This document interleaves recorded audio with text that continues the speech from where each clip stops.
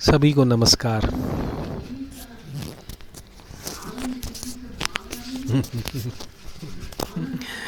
बड़ा अजीब मामला है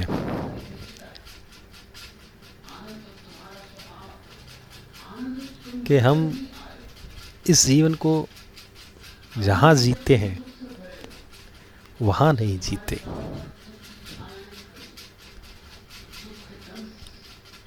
आपको भी कुछ अटपटी सी बात ये लगी होगी मेरी। फिर कहूँगा कि हम जीवन को जहाँ जीते हैं वहाँ नहीं जीते। तात्पर्य क्या है इस बात का?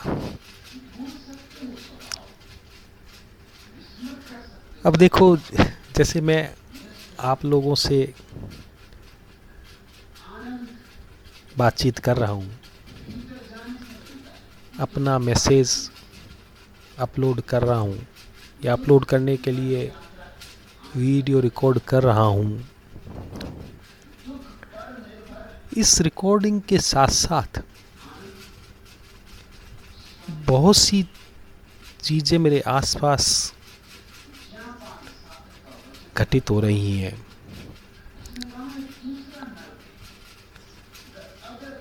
मेरे ऊपर हवा के लिए पंखा चल रहा है,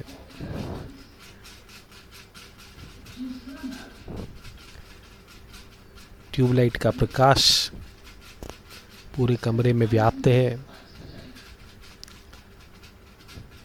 मैं जिस सोफे में बैठा हूँ वह सोफा मुझे एक स्पर्श का अनुभव प्रदान कर रहा है जिसे मैं महसूस कर पा रहा हूँ। साथ ही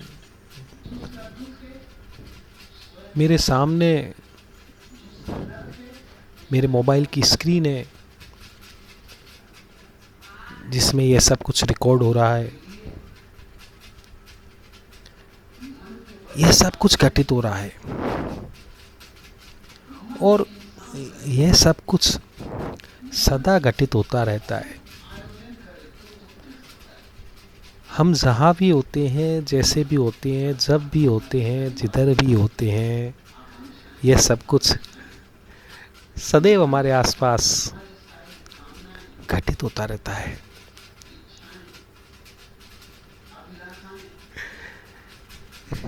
अब जरा अपने आप को टटोलें, देखें कि हम कुछ भी काम कर रहे हैं या कर रहे होते हैं, जैसे अभी आप देख रहे हैं।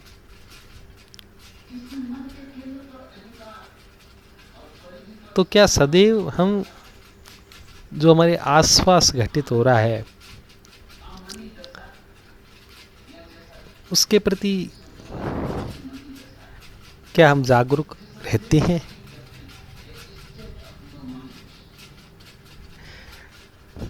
क्या सदा हम किसी कार्य में और किसी बातचीत में इस तरह से खो नहीं जाते हैं कि हमें इस आसपास जो घटित हो रहा है उसका हमें अता पता ही ना रहे और हम कहाँ के कहाँ चले जाएं।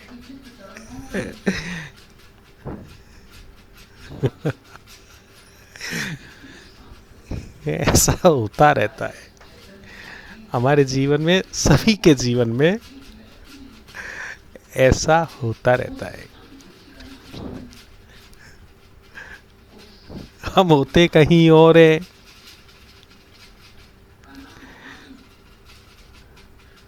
और खोते कहीं और हैं। तभी मैंने कहा, हम जहाँ होते हैं हम वहाँ नहीं होते हैं। ये छोटी सी बात है, एक सामान्य सी बात है, बहुत सिंपल बात है। आपको लगा होगा कि ये तो एक अति साधारण बात है,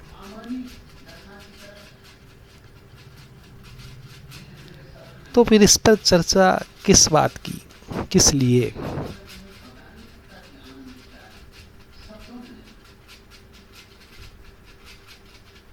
मित्रों, ये सामान्य बात नहीं है।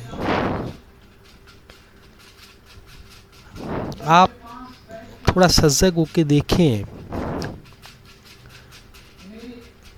तो ज़्यादा देर तक आप इस वर्तमान के क्षणों में टिक नहीं पाएंगे। कुछ सेकंडों में ही, 4-5 सेकंडों में ही अचानक आपका ध्यान कहीं और चला जाएगा।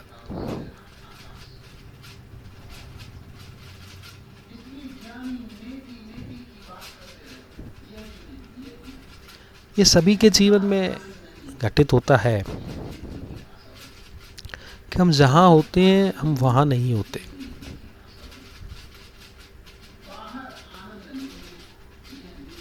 और इसी कारण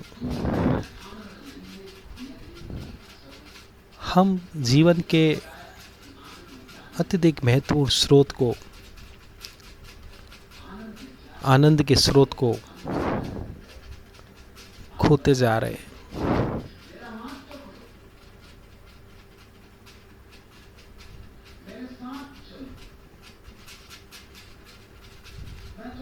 जरा अपने जीवन में झांक के देखें, ऐसा सभी के जीवन में हो रहा है।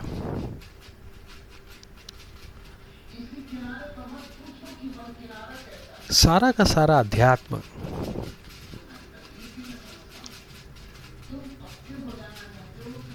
हमें यही सिखाता है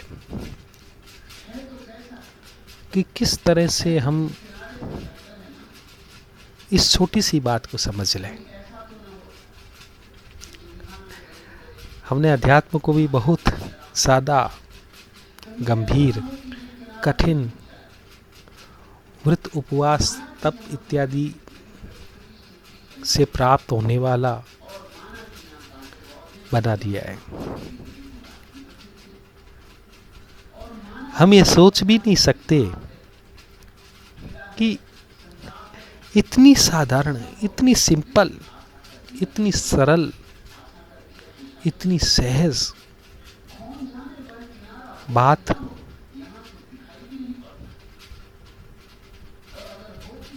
के साथ जीना ही अध्यात्म है।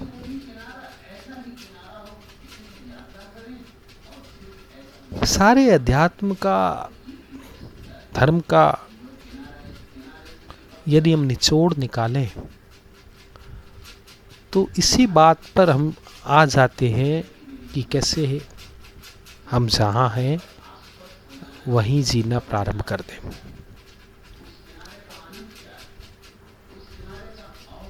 उदाहरण के लिए, जैसे ईश्वर को हमने कालातीत कहा है,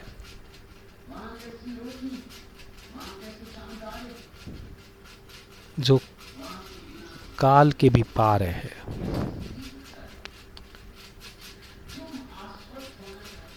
समयातीत कहा है, जो समय के भी पार है।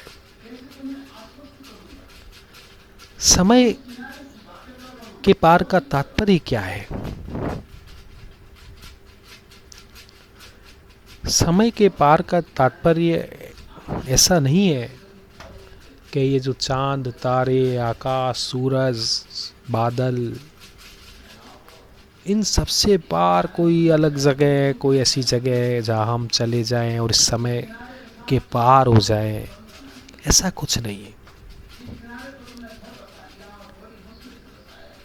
समय के पार की बात को समझने के लिए हमें पहले समय क्या है, इस बात को समझना होगा।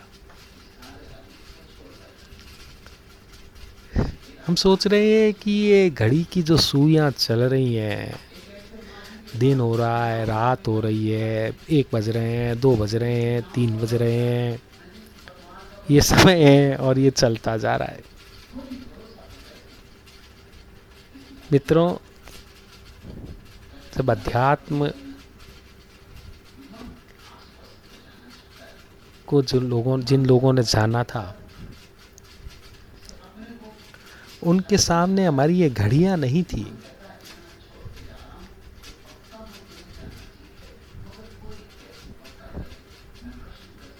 ऐसा नहीं था कि समय को हम बाहर के वातावरण से समझ लें।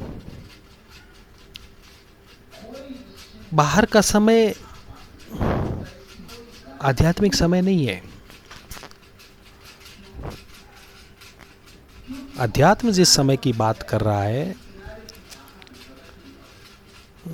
वह समय है जो हमारे मन के भीतर चलता है। हमारे मन के अंदर जो समय चल रहा है उस समय की बात अध्यात्म करता है।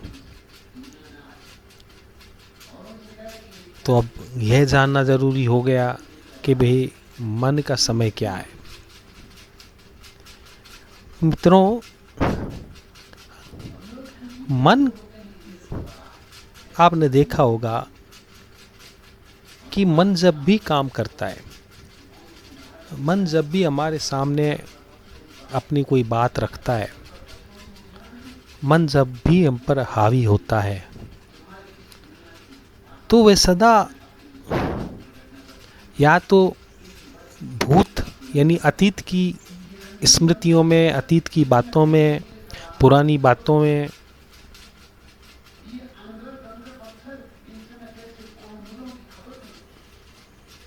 अपने को प्रस्तुत करता है, और या भविष्य की कल्पनाओं में, भविष्य के सपनों में, भविष्य की इच्छाओं में अपने को प्रस्तुत करता है।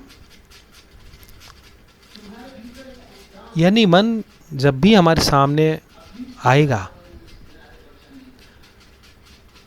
तब या तो उसके सामने अतीत होगा और या भविष्य होगा। वह अतीत और भविष्य को लेकर के ही हमारे सामने अपनी कोई बात रखेगा। जैसे मैं यहाँ बैठा हूँ और जो कुछ भी यहाँ घटित हो रहा है, यदि इस सब के साथ में अपने आप को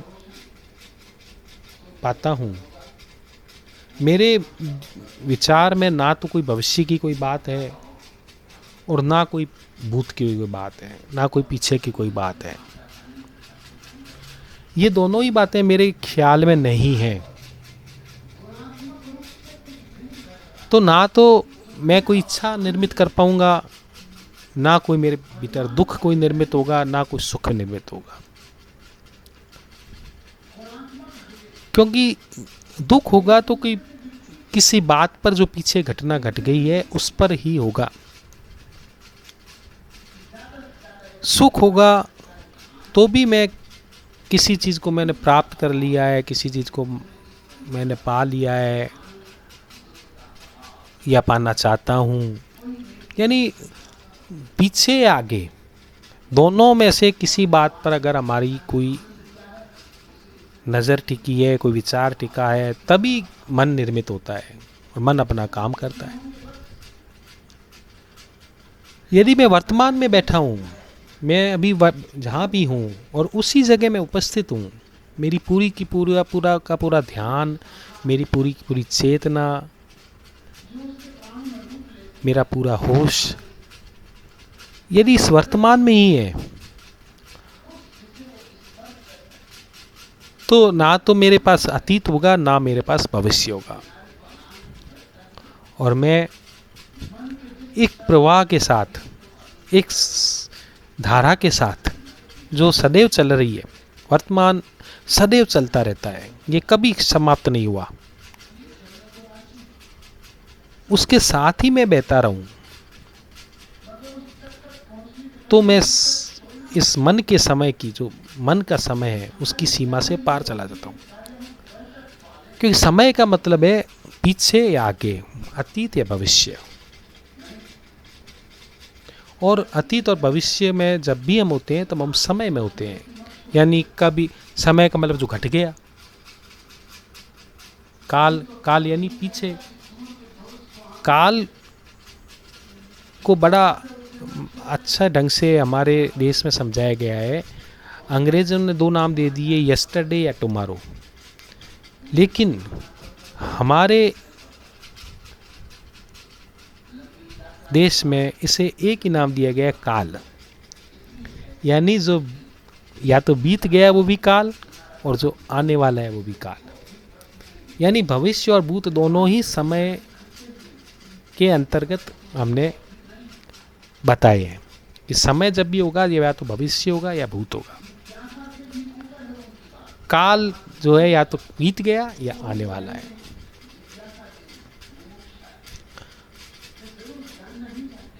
तो यदि काल नहीं है और मैं वर्तमान में हूँ, मैं अभी में स्थित हूँ, तो इसका मतलब समय भी नहीं है। और समय के हम पार तभी जी पाते हैं जब हम वर्तमान में जी पाते हैं।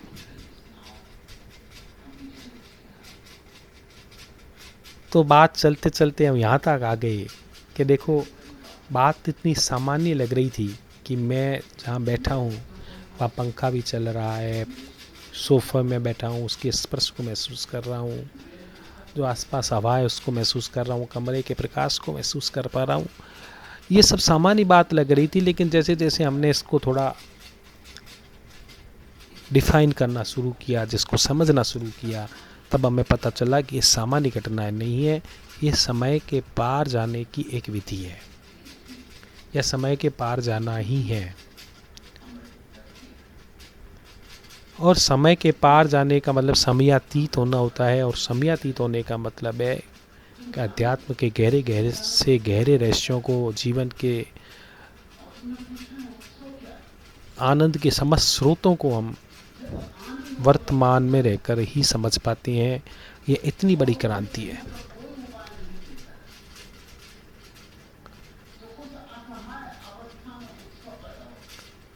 तो जीवन की सारी समस्याएं, जीवन के सारे दुख दर्द जो मनोवैज्ञानिक है, मनोवैज्ञानिक समस्याएं, मनोवैज्ञानिक दुख, मनोवैज्ञानिक दर्द, उन सबका कारण, उन सभी का कारण हमारा वर्तमान में ना होना ही होता है। वर्तमान में कैसे जिया जाए, वर्तमान को कैसे पिया जाए, वर्तमान में रहने की कला कैसे सीखी जाए, इस सब के संबंध में मैं आगे आने वाले वीडियो में अपनी बात रखूँगा। लेकिन पहले मैं ये चाहूँगा कि आप सब लोगों के भीतर पहले यह बात स्पष्ट हो जाए, यह बात एकदम क्लियर हो जाए कि वर्तमान में रहना कितना उपयोगी है। सभी समस्याओं की जड़, समस्याओं के कारण हमारा अतीत व हमारी भविष्य की कल्पनाएं इत्यादि हैं। वर्तमान में कोई समस्या नहीं होती। यदि पहले इस स्तर पर भी हम इस बात को समझ लें, इस पर सहमत हो जाएं, तब आने वाले वीडियो में इसको हम और अच्छे ढंग से इस बात को हम समझ पाएंगे। फिर कुछ प्रयोग भी इस संबंध में जो हम आगे कर पाएंगे। इसी बात के साथ मैं आज का वीडियो यहीं समाप्त करता हूँ। मुझे आपने इतनी देर सुना, उसके लिए बहुत बहुत धन्यवाद। Thank you very much. Best wishes.